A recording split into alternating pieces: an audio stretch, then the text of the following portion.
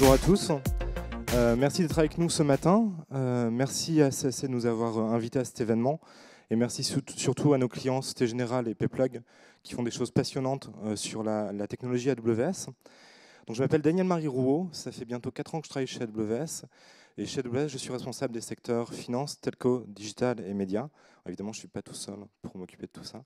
On a maintenant une grosse équipe en France qui est là pour vous accompagner. Et je vais vous parler un petit peu de ce que font les banques aujourd'hui sur AWS et surtout de pourquoi elles le font. Alors, avant de rentrer dans le détail, je voudrais juste vous faire un rappel rapide sur ce qu'est AWS aujourd'hui. Donc AWS fait partie du groupe Amazon. AWS aujourd'hui, c'est 13 milliards de dollars de chiffre d'affaires sur un run rate annuel en croissance de 55%. Je ne sais pas si vous matérialisez ces chiffres, mais c'est une croissance à un niveau de chiffre d'affaires qui n'est jamais arrivé dans l'industrie IT jusqu'à présent. En fait, ce que ça illustre, c'est que la transformation qu'on est en train de vivre, en fait, le passage des infrastructures traditionnelles au cloud, c'est la transformation technologique la plus rapide et la plus profonde qui n'est jamais arrivée jusqu'à présent. C'est plus rapide que le passage au mobile, c'est plus rapide que le passage à Internet, c'est plus rapide que le passage du mainframe au client-serveur. Et cette croissance, aujourd'hui, par défaut, la plupart des startups sont créées immédiatement sur AWS. Aucun patron de start-up ne va se dire « j'ai commencé à acheter des machines, du VMware, à construire un data center pour déployer son système d'information ». Donc la plupart des startups aujourd'hui, par défaut, sont créées sur AWS. Donc cette croissance aujourd'hui, elle est tirée par les grandes entreprises, elle est tirée par Société Générale, elle est tirée par AXA, elle est tirée par Veolia, elle est tirée par Schneider Electric, elle est tirée par Lafarge, par le Nasdaq, par Capital One, etc., etc., etc. Et la raison pour laquelle en fait, ces entreprises adoptent massivement AWS, cette raison, c'est la transformation digitale. Alors, la transformation digitale, c'est un mot maintenant qui est un petit peu galvaudé, qui est utilisé un petit peu à toutes les sauces. Et je voudrais juste, en tout cas, vous expliquer comment nous, on comprend en fait ce vocable transformation digitale. La transformation digitale, c'est la prise de conscience par les grandes entreprises que leur concurrent demain, c'est peut-être une start-up qui est en train d'être créée aujourd'hui dans un garage. C'est cette prise de conscience qui vient de l'émergence de Airbnb, qui tout d'un coup devient un concurrent majeur pour toutes les chaînes d'hôtellerie traditionnelles. C'est l'émergence de Uber, qui devient un concurrent majeur pour toutes les entreprises, tout l'écosystème du transport. C'est l'émergence de Spotify dans la musique, c'est l'émergence de Netflix pour les films et la télévision. Et en fait, on peut lier l'émergence de toutes ces entreprises à un événement qui est la création, le lancement en 2006 des premiers services d'AWS. En 2006, on a sorti S3, puis ensuite très rapidement EC2. Et à partir de ce moment-là, la barrière technologique à l'entrée s'est complètement effondrée. C'est-à-dire qu'à partir du moment où AWS a été lancé, n'importe qui, dans son garage, dans son dortoir d'université, peut se dire, moi j'ai les moyens technologiques, j'ai les mêmes moyens technologiques qu'un Société Générale, qu'un AXA, et je peux créer un business mondial immédiatement, sans coût d'investissement initial, sans avoir besoin d'avoir des millions de dollars pour lancer mon business. Donc c'est l'émergence du cloud, l'émergence d'AWS, cet effondrement de la barrière technologique à l'entrée, qui lance en fait ce mouvement de la transformation digitale et qui rend prégnant pour les grandes entreprises ce besoin de se transformer. Alors j'entends parfois, même souvent en France, des grandes conférences où des speakers en fait, expliquent que la transformation digitale, ça n'est pas une question de technologie. Je pense que ces personnes ne savent pas de quoi elles parlent. La transformation digitale, c'est avant tout une question de technologie. C'est-à-dire que vous ne pouvez pas vous transformer si vous ne maîtrisez pas la technologie. Alors ce n'est pas qu'une question de technologie, ça c'est vrai. Une fois que la barrière technologique est tombée, ce qui est le cas, la technologie est disponible tout de suite. Sur AWS, vous pouvez créer un compte et dans 5 minutes avoir accès à tout un ensemble de capacités de big data, d'intelligence artificielle, d'IoT, etc. Mais pour une grande entreprise, au-delà de la barrière technologique, il y a d'autres freins à la transformation. Et maintenant, ces freins, c'est effectivement l'organisation, la culture et la vision en fait, du leadership. Je vais peut-être juste revenir une seconde là-dessus. C'était intéressant, il y a quelques semaines, donc juste avant de partir à re:Invent, je participais à une réunion, un comité exécutif en fait, de la direction du réseau, d'un des principaux réseaux bancaires français. Et en fait, la discussion tournait entre une opposition en fait, entre le monde du digital et le monde des agences. Et on parlait de la vision dans 10 ans. Est-ce que dans 10 ans, il y aura toujours besoin d'un réseau d'agences? Est-ce que ce sera toujours aussi important pour une banque? Et la question des dirigeants, c'était est-ce qu'il faut absolument qu'on réduise le plus vite possible la taille de notre réseau pour dégager des moyens d'investir dans le monde du digital? Il y a eu cette espèce d'opposition entre le monde du réseau physique et le monde du digital. Et de ma vision, en tout cas, cette opposition, elle n'a pas lieu d'être. C'est-à-dire que tout est digital, y compris le réseau d'agences. Et pour une banque de détail aujourd'hui, ce qui va différencier en fait l'expérience en agence, ça va être les outils digitaux que vous allez mettre à disposition de vos employés, à disposition des conseillers en agence qui vont travailler avec vos clients. Donc tout est digital, y compris le réseau physique. Et je pense que pour beaucoup de banques en France, le réseau physique, c'est toujours un avantage compétitif. Par contre, il faut le transformer. Alors, pour vous donner une meilleure vision de ce qu'est AWS, alors je ne vais pas être trop technique aujourd'hui, même si la technologie est très importante, mais je voudrais juste insister sur quelques concepts qui sont fondamentaux en fait. Et les premiers concepts qui sont fondamentaux sur AWS, c'est la manière dont l'infrastructure est organisée au niveau mondial. Donc ici, chaque rond que vous voyez sur la carte représente une région AWS. Et au sein de chaque rond, donc vous avez un chiffre, et ce chiffre représente le nombre de zones de disponibilité. Donc une région AWS, c'est un cloud AWS qui est complètement isolé. C'est-à-dire qu'au sein de chaque région, vous avez tous les services, ou quasiment tous les services qui sont AWS qui sont disponibles. Au sein de chaque région, vous avez toujours au moins 2 zones de disponibilité, donc souvent 3, parfois jusqu'à 5, comme vous voyez sur la côte est des États-Unis. Chaque zone de disponibilité, c'est un cluster de data center. C'est-à-dire qu'une zone de disponibilité, ça peut être un data center, ça peut être 5 data centers, ça peut être 8 data centers. Donc région plus zone de disponibilité, ça vous garantit 3 choses. La première chose, c'est que comme chaque région est conçue comme un cloud qui est complètement isolé, on vous garantit contractuellement, mais encore plus important, on vous garantit technologiquement que vous avez la parfaite maîtrise sur la localisation de vos données et de vos applications. Quand vous choisissez une région, on vous garantit que vos données y restent. Vous avez à tout moment la possibilité de les déplacer dans une autre région, mais vous êtes les seuls capables de faire cette opération. Donc en Europe aujourd'hui, on a 2 régions, une autour de Dublin en Irlande et une autour de Francfort en Allemagne. Et on a annoncé d'ici la fin de l'année, donc maintenant il faudrait qu'on se dépêche un petit peu, et durant le cours de l'année prochaine, l'ouverture de 2 régions autour de Londres. Je vous laisse décider si c'est en Europe ou pas. Et autour de Paris, on va ouvrir au moins 3 data centers autour de Paris durant l'année 2017. Donc, au sein de chaque région, vous avez toujours au moins 2 zones de disponibilité. Ces zones de disponibilité, ce sont des clusters de data centers. Ce qui veut dire que la deuxième garantie que vous avez sur AWS, c'est que tous les concepts de continuité d'activité, de reprise à chaud ou à froid, sont inclus dans la conception même de la plateforme. Sur AWS, ça ne coûte pas plus cher d'avoir une application qui est hautement disponible que d'avoir une application qui est déployée sur une seule machine dans un seul data center. Et la troisième garantie que vous avez, c'est que comme aujourd'hui on a cette infrastructure globale, donc 14 régions, 38 zones de disponibilité, 4 régions qui sont prévues d'ici fin 2017.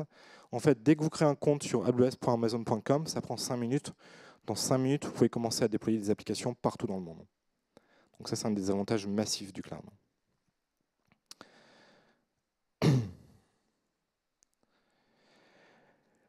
Alors maintenant, on va passer le reste de la journée à naviguer au travers de tous ces services. Alors c'est un des slides sur AWS qui n'est jamais à jour. Ici, tous les services ne sont pas représentés. Quand j'ai fait ce slide, donc il y a quelques semaines maintenant, il y avait 70 services sur AWS. Malheureusement, depuis la fin de la semaine dernière, je peux tout refaire, puisqu'on a annoncé presque 50 nouveaux services la semaine dernière, dont la plupart sont d'ores et déjà disponibles. Donc je vais juste vous emmener au travers des grandes catégories. Ce que vous voyez en bleu en fait en bas du slide, c'est ce qu'on appelle l'infrastructure as a service. C'est les services qui sont les plus proches des concepts traditionnels d'infrastructure ou de technologie informatique. Donc vous avez des machines virtuelles, vous avez du réseau, vous avez des bases de données, vous avez des solutions de stockage. Donc tout ça, ça ressemble à ce que vous faites dans vos data centers, mais avec les avantages du cloud. C'est beaucoup moins cher, c'est beaucoup plus agile, c'est beaucoup plus sécurisé. Je ne vais pas les passer tous en revue, mais je vais juste vous donner un exemple parce que c'est un très bon exemple pour vous expliquer en quoi AWS est différent. Donc, je vais vous parler du premier service qu'on a lancé sur AWS en 2006 qui s'appelle S3. Donc, S3, c'est un service de stockage en mode objet, c'est-à-dire qui vous permet de stocker des photos, des médias, des sauvegardes de bases de données, du contenu statique. Donc, S3, il est bâti sur 3 principes de design. Premier principe de design, le volume de données que vous pouvez stocker sur S3 est infini. Il n'est pas limité. Vous pouvez prendre toutes les données de Société Générale, de BNP, de Crédit Agricole, de BPCE, de toutes leurs filiales depuis leur création, depuis les 150 ans de Société Générale. Vous pouvez les mettre sur S3, jamais vous n'allez saturer S3. Pour vous donner un exemple, tous les contenus de Netflix, de Dropbox, de Pinterest, d'Instagram sont stockés sur S3 par exemple. Deuxième principe de design, on prend vos données, on les découpe en plein de petits morceaux qu'on va répartir dans plein de serveurs, dans plein de data centers, mais toujours au sein de la même région pour vous garantir la localisation des données, jusqu'à obtenir une durabilité de 99,99, 99, 99, 99, 999. Si j'ai bien compté, je vous ai donné 11,9 de durabilité. 11,9 de durabilité, c'est-à-dire que si vous mettez 10 000 objets uniques sur S3, avant d'avoir une probabilité d'en perdre un, il faut attendre 10 millions d'années. Depuis la dernière fois qu'on a compté le nombre d'objets uniques qu'on avait sur S3, c'était en 2014, on avait 2 × 10 puissance 12. Depuis 2006, on n'a jamais perdu un objet sur S3, ce qui veut dire qu'on constatait on est au-delà des 11,9 de durabilité. Autrement dit, il n'y a pas d'endroit plus sûr sur Terre pour stocker des données que S3. Si vous avez des données critiques, des données bancaires, des données contrats, mettez-les sur S3. Enfin, c'est un conseil. Troisième principe de design, on va utiliser en fait l'effet d'échelle du cloud pour générer des économies d'échelle et vous proposer ce service à un coût qui est extrêmement compétitif. Donc le plus cher que vous puissiez payer sur S3, c'est 368 $ par Tera par an, sachant qu'on ne facture que ce qui est consommé.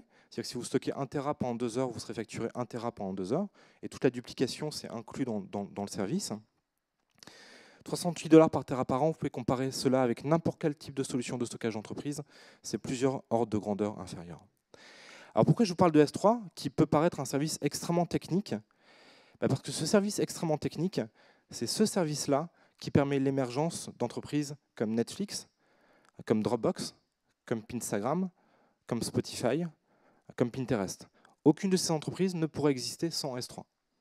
C'est-à-dire que Dropbox n'aurait pas pu se lancer si, avant de créer Dropbox, il fallait investir 100 millions de dollars dans la construction de data centers partout dans le monde pour créer un service de stockage.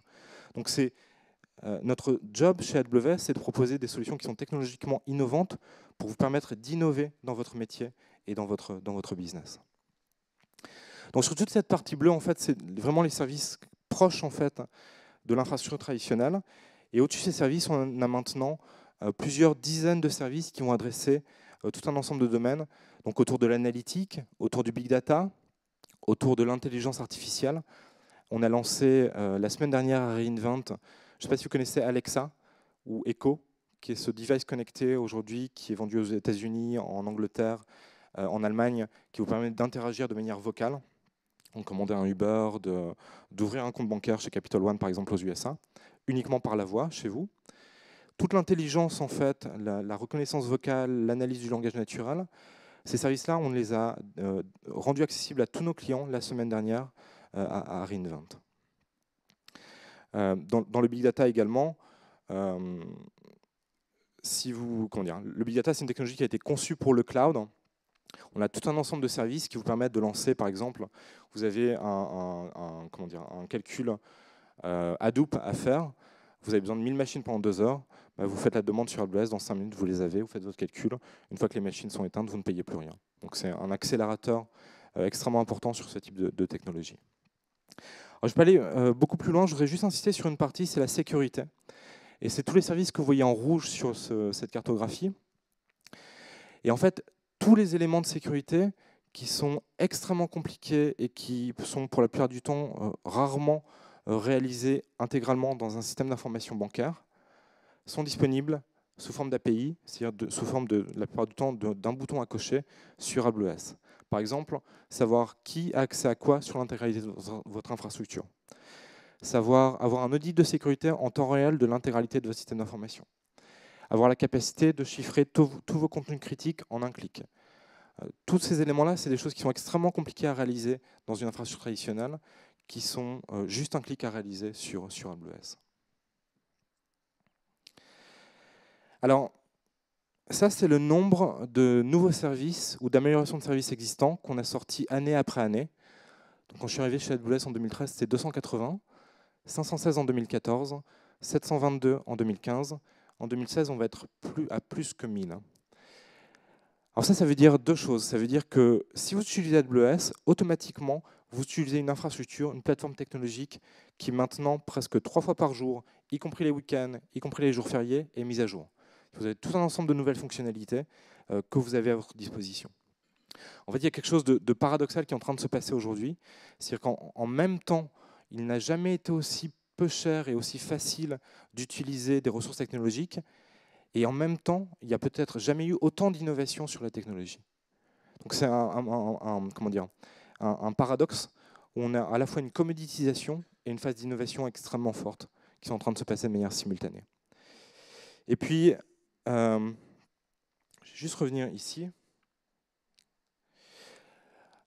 Pour ceux qui sont tentés par l'aventure du cloud privé, si vous essayez de construire un cloud privé aujourd'hui, vous allez être capable, vous utilisez la meilleure technologie disponible par les vendeurs traditionnels, vous allez être capable de reconstruire un sous-ensemble de la couche bleue, donc à peu près AWS tel que c'était en 2008 ou en 2009.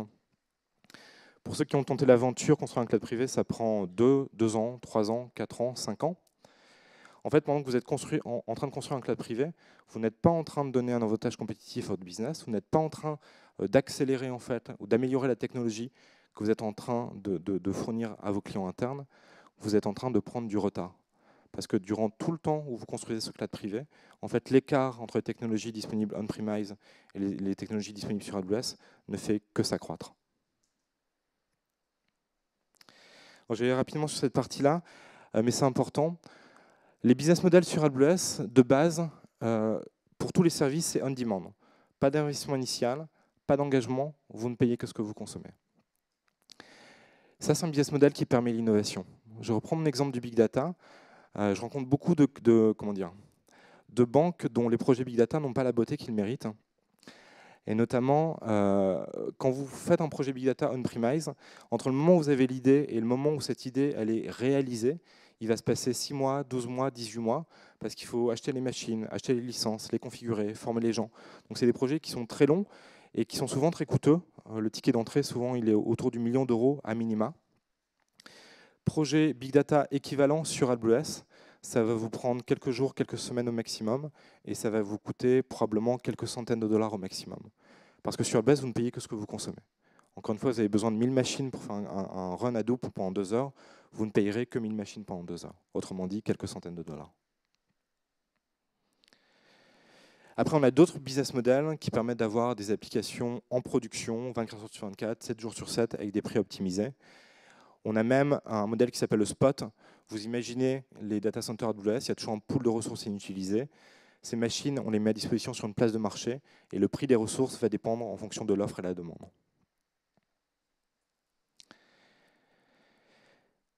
Est-ce que quelqu'un connaît ce bâtiment? C'est la minute champêtre de la présentation. Donc ça, c'est les Moulins Saunier, c'est sur les bords de Marne. C'était construit en 1868 pour les chocolats Meunier. Et c'est le premier bâtiment en France qui a produit du chocolat en poudre. Et en fait, quand on ne connaît pas l'histoire de ce bâtiment, on peut se dire deux choses. C'est un très bel exemple d'architecture industrielle de la fin du 19e. Et deux, ce bâtiment, il n'est pas là par hasard. Il a besoin d'eau pour fonctionner. Et ce que ça illustre, c'est qu'à la fin du 19e, même si on est les chocolats Meunier, son premier besoin, ce n'est pas d'avoir le meilleur chocolatier de France, mais c'est d'avoir des ingénieurs et des architectes qui sont capables de construire et d'opérer ce type de bâtiment. Et ce qu'a apporté la révolution industrielle, c'est un accès uniforme, scalable, peu cher et sécurisé à l'énergie. Et c'est exactement ce qui est en train de se passer avec le cloud aujourd'hui. Que vous soyez Société Générale, que vous soyez BNP, que vous soyez AXA, que vous soyez Veolia, que vous soyez le Nasdaq, que vous soyez Capital One, ce que vous faites dans vos data centers, ce n'est pas différencié. C'est la même chose. Ce qu'on fait chez AWS, c'est de mutualiser, d'opérer cela à beaucoup plus grande échelle, pour proposer une infrastructure informatique qui soit beaucoup plus agile, beaucoup moins chère, beaucoup plus innovante et beaucoup plus sécurisée. Et c'est pour ça que ce mouvement, cette transformation, elle est massive et que c'est une lame de fond en fait qui est en train de se développer dans tous les secteurs, dans tous les pays, pour toutes les entreprises de toutes les tailles. Alors j'ai une obligation contractuelle de vous montrer ce slide pendant au moins 30 secondes. C'est le dernier Magic Quadrant du Gartner. Donc depuis la création de ce Magic Quadrant, je crois que c'était en 2012, on est toujours dans la même position. Juste pour vous donner une idée de l'effet d'échelle, vous avez 15 compagnies qui sont étudiées dans ce Magic Quadrant, y compris AWS, vous avez Microsoft, vous avez Google, etc. Vous prenez les 14 autres compagnies, à l'exception d'AWS, le Gartner estime que la capacité de calcul déployée d'AWS est 5 fois plus grande que la capacité de calcul totale de tous les autres acteurs combinés. Donc ça vous donne une idée de l'effet d'échelle qui est nécessaire pour être pertinent dans le cloud. Rapidement sur la sécurité, c'est un sujet qui est important pour vous et qui est primordial pour nous. On estime chez AWS que la sécurité, c'est notre job zéro. C'est-à-dire qu'il n'y a aucun de nos services, aucun de nos business models qui ne fonctionne si on n'est pas au meilleur niveau de la sécurité. En fait, vis-à-vis de nos clients, on a un peu le positionnement d'une banque. On a un tiers de confiance. C'est-à-dire que nos clients nous confient leurs données et leurs applications les plus critiques, charge à nous en fait de leur fournir les outils de sécurité les plus évolués. Donc, je ne vais pas aller dans le détail technique, mais je voudrais juste insister sur deux choses. La première chose, c'est qu'il y a un modèle de responsabilité sur AWS qu'on appelle le modèle de responsabilité partagée. Sur la gauche du slide, vous avez tout ce dont AWS est responsable, c'est-à-dire où est-ce que je construis mes data center, comment je sécurise l'accès physique, et toutes les couches de sécurité pour simplifier jusqu'à l'hyperviseur. Et il y a tout ce dont le client est responsable. Donc tout ce qui est au-dessus de l'hyperviseur, les OS, la configuration des services de sécurité qu'AWS met à votre disposition, et les éventuels services de sécurité tiers que vous allez ajouter à votre infrastructure. Alors, ce qui est intéressant, c'est que sur toute la partie dont on est responsable, on est probablement l'infrastructure IT la plus auditée au monde. Donc on est certifié SOC 1, SOC 2, SOC 3, PCI DSS, FIPS, IPA, ITAR, MPA, etc., etc., etc. On a maintenant plus de 35 certifications disponibles sur la plateforme. Par exemple, si vous devez traiter des données carte bleue, toute l'infrastructure AWS est déjà certifiée PCI DSS. Donc c'est un accélérateur pour vos projets PCI DSS. Vous n'avez plus qu'à gérer la partie fonctionnelle. Sur AWS, toutes les données qu'on traite, tous nos hyperviseurs sont certifiés PCI DSS. C'est-à-dire qu'il n'y a pas de hors production, il n'y a pas une option AWS moins sécurisée, tout est au même niveau de sécurité. Toutes les données qui passent sur un hyperviseur AWS sont traitées avec le niveau de sécurité qui est requis pour traiter un numéro de carte bancaire. Que ce soit effectivement un numéro de carte bancaire ou une photo de petit chat. Et le deuxième aspect important, c'est que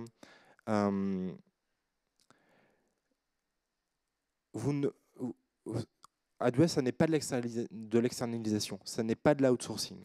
C'est vous qui avez les clés, c'est vous qui avez le contrôle de votre infrastructure. Et c'est vous en fait qui êtes responsable également de la partie sécurité, mais aussi de tout le code, de toute l'innovation que vous allez apporter sur la plateforme. Alors je crois que il me reste combien de temps? Il me reste 2. C'est-à-dire que je suis déjà en retard en fait. Je vais aller très rapidement là-dessus.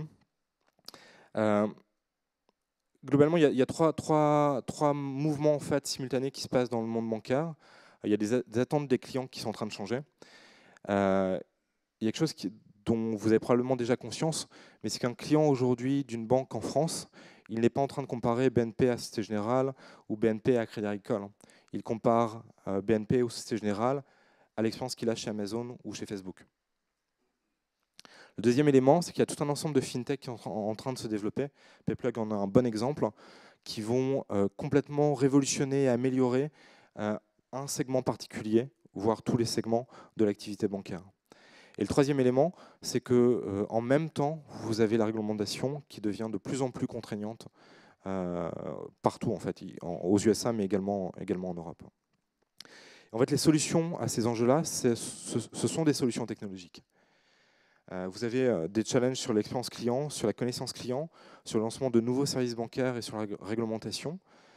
Les solutions vont venir d'approches DevOps qui vont permettre d'améliorer en continu l'expérience client que vous proposez, d'approches Big Data qui vont vous permettre d'être beaucoup plus pertinent vis-à-vis des services et des offres que vous proposez à vos clients. vis-à-vis de l'exploitation de toutes les nouvelles technologies comme l'Internet des objets, comme le machine learning, comme l'intelligence artificielle, qui vont vous permettre de créer des services qui vont être différenciants vis-à-vis de la compétition.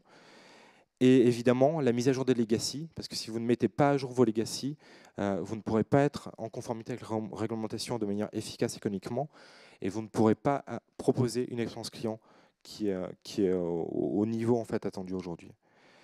Toutes ces technologies, le DevOps, le Big Data, le Machine Learning, l'intelligence artificielle, l'Internet des objets, sont des technologies qui sont nées dans le cloud. Et elles sont faites pour tourner dans le cloud.